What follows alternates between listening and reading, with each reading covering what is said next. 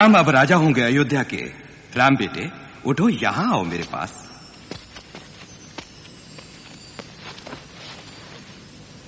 राम, सदा लोगों की भलाई तुम ध्यान में रखोगे, ये भरोसा है मुझे।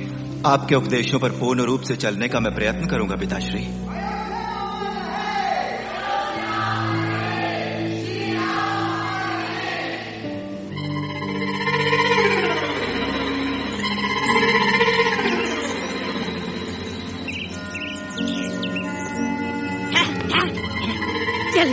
चले जाओ, शोर कर रही नीच।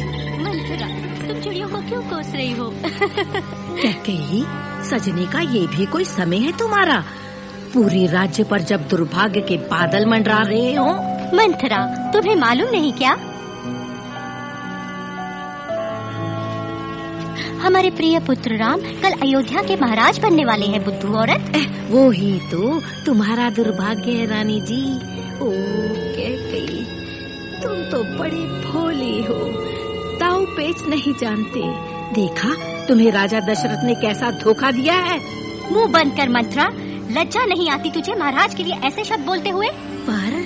पर ये सोचो तुम, महाराज ने भरत को अयोध्या से बाहर क्यों भेजा हुआ है, वो भी ऐसे शुभ समय पर? क्यों? लेकिन उन्होंने ऐसा क्यों किया? कौशल्या बड़ी चतुर है, शायद महाराज को उसी ने सलाह दी होगी।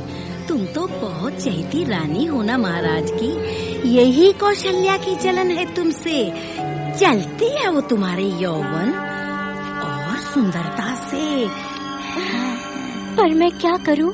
सब कुछ छोड़ दो, तुम सच्ची मित्र और चतुर मंथरा पर।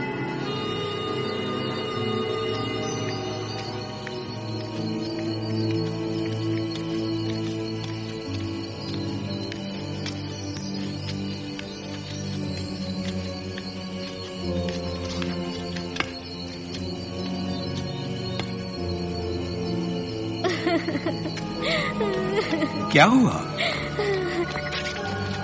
तुम्हें क्या दुख है? ऐसी शुभ रात्रि में तुम रो क्यों रही हो? बताओ मुझे, मैं तुम्हारे लिए क्या करूं? महाराज, आपको याद है कुछ वर्ष पहले जब आप युद्ध में घायल हो गए, मैंने आपको बचाया था और उस समय आपने मुझे 2 वरदान दिए थे। तो दोनों वरदान आपको मुझे देने होंगे अभी।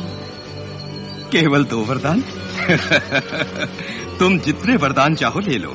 नहीं, मुझे केवल वही 2 वरदान चाहिए। और पहला वरदान है। नहीं, वो मैं तुम्हें नहीं दे सकता। क्या कहे? बिल्कुल नहीं। मैं अपनी सारी संपत्ति दे दूंगा तुम्हें, उसे लेकर तुम खुश होगी। दुनिया को ये मालूम हो जाए क्या कि सूर्यवंश के महान राजा ने अपना वचन नहीं निभाया? यदि मुझको देने हैं तो वो ही 2 वरदान दीजिए। उन 2 वचनों में पहला वचन था कैकेयी के पुत्र भरत राजा बने, और दूसरा वचन था राम को 14 बरस का वनवास। भैया, आपको सुनाई नहीं दिया लोगों का विलाप? लक्ष्मण, यही लिखा है मेरे भाग्य में। पर क्या हम यही सोचकर हाथ पे हाथ रखकर चुप बैठे रहें और कुछ न करें? ये तलवार क्या ये केवल दिखावे के लिए एक आभूषण है? भाई, तुम भाग हो मेरे जीवन का, एक हिस्सा हो मेरी आत्मा का। कृपया मुझे समझने का प्रयत्न करो। मेरे स्वामी, आपके साथ मैं भी चलूंगी। पर सीता, तुम... जैसे पति का धर्म है, स्त्री का भी वही है। जो भाग्य आपका है वो मेरा भी है। ये सच है। एक आत्मा है तो उसका भाग्य भी एक ही होगा। तो भैया, मैं भी आप दोनों के साथ चलूंगा। धन्यवाद।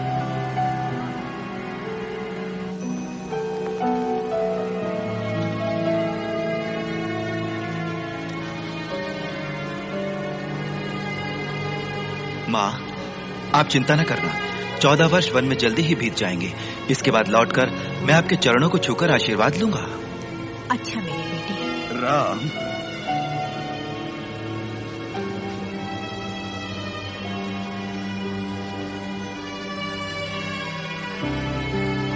राम, दोष क्यों नहीं देते तुम मुझे? तुम द्रोही क्यों नहीं कहते मुझे? इससे मेरा पाप कट जाएगा। ना ही मुझे ये राज्य प्यारा है, और ना ही अधिकार। मुझे जाने से पहले आपका आशीर्वाद मिल जाए तो बहुत है पिताश्री।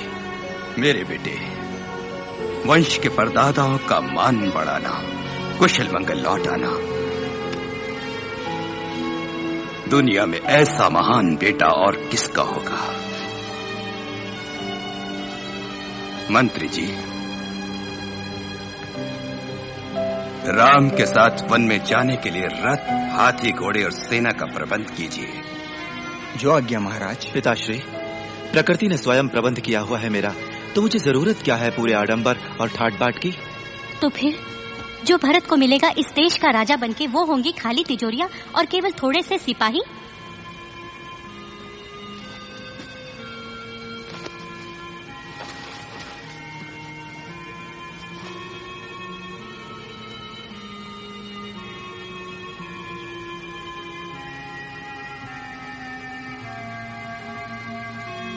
माता, आप आशीर्वाद दीजिए अपने बेटे को।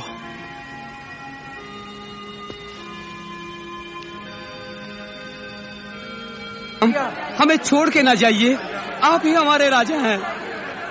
मेरे प्यारे अयोध्या वासियों, आपको मालूम है मुझे कितना प्यार है आपसे। आप मुझे कितना चाहते हैं ये मुझे मालूम है।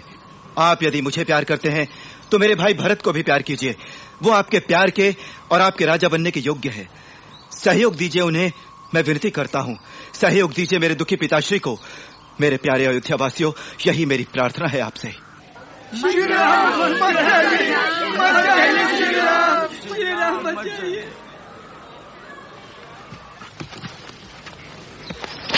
रघुकुल रीति सदा चली आई, प्राण जाए पर वचन न जाई।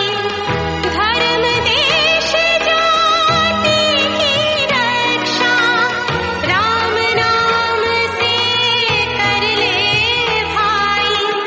से मनवा श्री राम का सुख धाम का। शिव शंकर ने जाप किया था दो अक्षर के नाम का। मंगल में श्री राम का।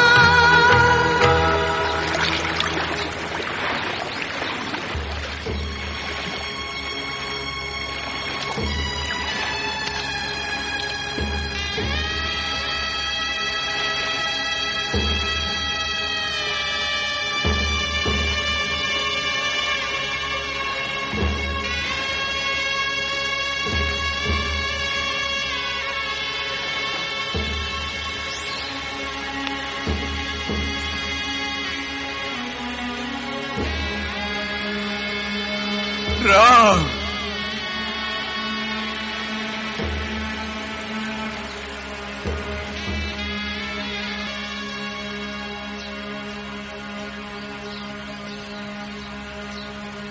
Six months later. अंधकार में डूबा रहता है। राम, राम, मेरे बेटे मुझे क्षमा कर देना। राम, राम। ये सांसारिक पीड़ाओं और सारे दुखों से मुक्त हो गए।